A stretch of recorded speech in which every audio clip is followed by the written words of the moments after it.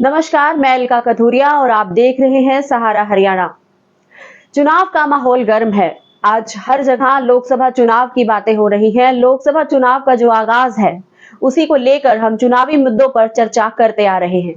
इसी कड़ी में हमारे साथ हमारे खास मेहमान हैं आज दलजीत मलिक, जो देव हिंदू मंच के राष्ट्रीय अध्यक्ष हैं। उनसे हम चुनावी मुद्दों को लेकर कुछ बातचीत करेंगे। इस मजेदार बातचीत में आपका स्वागत है। नमस्कार। नमस्कार दलजीत जी। नमस्कार। तो चुनावी माहौल है, इस चुनाव को लेकर बीजेपी में हरियाणा के जो भी अभी चल रहा है, उनका क्या आपको मुद्दा लगता है कि किसको लेकर वो आगे बढ़ पाएंगे? देखिए, बात ये जो चुनाव है, चुनाव भी हमारा एक त्योहार की तरह है। जो पूरे देश में जैसे हम त्योहार मनाते हैं, हम चुनाव को भी ऐसे ही मनाते हैं। और मैं तो देश की जनता से अपील करना चाहूँगा कि आप इस त्योहार में बढ़ चढ़ के भाग लें, बढ़ चढ़ के इसमें वोट करें। और जहाँ आपको अपने भविष्य के लिए सही जो पार्टी लगे, जो सही नेता लगे, जो आपके मुद्दों की आवाज़ उठा सके, आपके लिए सही काम कर सके, उस पार्टी को चुनें, उस नेता को चुनें।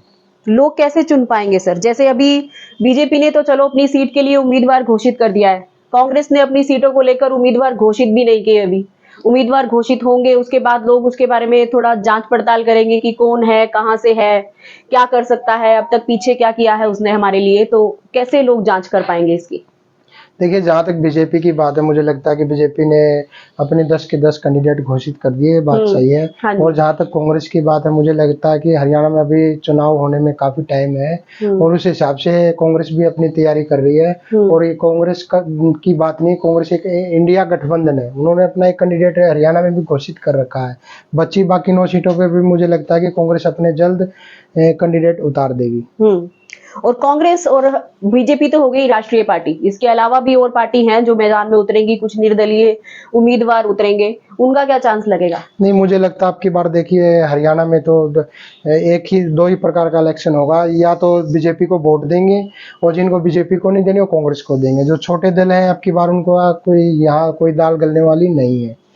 और जहाँ तक मुझे लगता है कि पिछली बार भी हमने देखा था कि जो छोटे दल है क्या करते हैं कि वोट किसी के और के नाम के लेते हैं और फिर जीतने के बाद फिर उसी पार्टी के साथ खड़े हो जाते हैं। तो मुझे नहीं लग रहा कि अब की बार उनको कोई जनता या वोटर उनको कोई भाव देगा। आपका जो मंच है, जिसके बारे में सुना हमने, देव हिंदू मंच, जो नाम से ही प्रतीत होता है कि हिंदू मंच है, एक हिंदू संगठन है, राष्ट्रीय अध्यक्ष हैं आप उसके बारे में कुछ बताना चाहेंगे आप? देखिए, हमारा जो देव हिंदू मंच है, हमने इसका निर्माण सिर्फ इसलिए किया था कि हम जो देश में हमारे जो हिंदू भाई हैं, उनके हक की लड़ाई, उनकी आवाज़ को जोर जोर शोर से हम उठा सकें, ताकि उनके साथ कोई अन्याय ना हो, उनके साथ न्याय हो। तो हमने इसीलिए इस संगठन का गठन किया था। और जहाँ तक बात है हमारा देव हिंदू की, तो हमारा मंच ये हिंदुस्तान हिंदुओं का देश है, तो यहाँ हिंदुओं की ही अगर कोई पैरवी करने वाला एक ऐसा मंच होना चाहिए जो उनकी आवाज़ को बढ़ चढ़ के आगे बढ़ा सके। जो ये देव हिंदू मंच है, जैसे अपनी बीजेपी पार्टी है, भारतीय जनता पार्टी, वो भी हिंदुत्व को लेकर अब तक बात करती आ रही है। जैसे राम मंदिर का मुद्दा हो, राम मंदिर बना दिया, जो इतने सालों से चलता आ रहा था मुद्दा अब तक, लेकिन कुछ उस पे पर्टिकुलर हो नहीं पा रहा था कि ये काम होना चाहिए, जो हो गया। ऐसे ही धारा 370 भी हटाई गई है। आपको क्या लगता है कि इन दो कामों से स्पेशली बीजेपी को इस चुनाव के अंदर क्या फायदा मिलेगा? नहीं, देखिए, मुझे ये लगता है कि राम मंदिर तो देखो, हिंदू धर्म के लिए राम मंदिर जरूरी था। फिर जहाँ तक बात है कि इसका निर्माण बीजेपी ने नहीं करवाया, ये आप बिल्कुल गलत कह रहे हो। इसका निर्माण तो कोर्ट के आदेश से हुआ है और जनता के पैसे से इसका निर्माण हुआ है। इसमें बीजेपी का कोई योगदान नहीं है। और जहाँ तक बात 370 धारा की, देखिए, इस बारे में मुझे ज़्यादा नॉलेज नहीं है। कुछ लोग कहते हैं कि 370 धारा अभी तक हटी नहीं है, कुछ लोग कहते हैं हट गई है, तो इस पे मैं ज़्यादा कुछ नहीं कह सकता। आपको ये लगता है कि जो ये राम मंदिर बना है, इसमें बीजेपी का कोई योगदान नहीं, इसमें बीजेपी का कोई योगदान नहीं है। इसके अंदर ये तो कोर्ट का आदेश आया और जनता के पैसे से इसका निर्माण हुआ। तो बीजेपी ने जो हरियाणा में अब मुख्यमंत्री का चेहरा बदल दिया, अपना खट्टर जी को की जगह नायब सिंह सैनी जी ने ले लिया हरियाणा में मुख्यमंत्री के रूप में। इससे बीजेपी को नफा नुकसान क्या होने के चांसेस लगते हैं? नहीं, मुझे ये लगता है कि हरियाणा के वोटरों ने अपना मन बना रखा है जिसको वोट देनी है। आज ये चीफ मिनिस्टर को बदलो ना बदलो, चीज से कोई फर्क पड़ने वाला नहीं है। और मुझे जहाँ तक ये लग रहा है कि हरियाणा में बीजेपी अब की बार कमजोर स्थिति में है। तकरीबन पूरी कैबिनेट बदल दी गई, सिर्फ मुख्यमंत्री। हाँ, इन्होंने, मुझे जहाँ तक है, ये जो इन्होंने इसको ऐसी चेहरे को लाके एक जाति पाति का भी जहर घोलने का काम हरियाणा के अंदर कोशिश की है।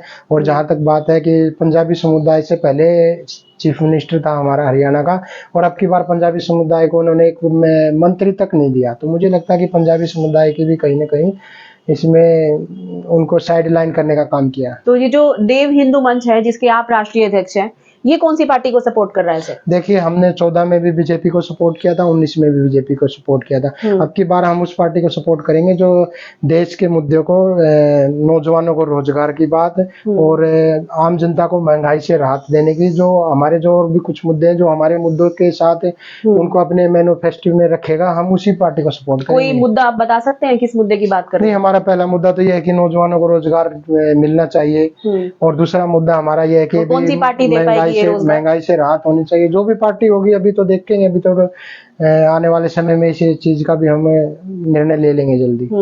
क्या लगता है आपको कि जो लोग जब वोट देने जाते हैं चुनाव के माहौल में, तो वो पार्टी को देखते हैं या कैंडिडेट को देखते हैं?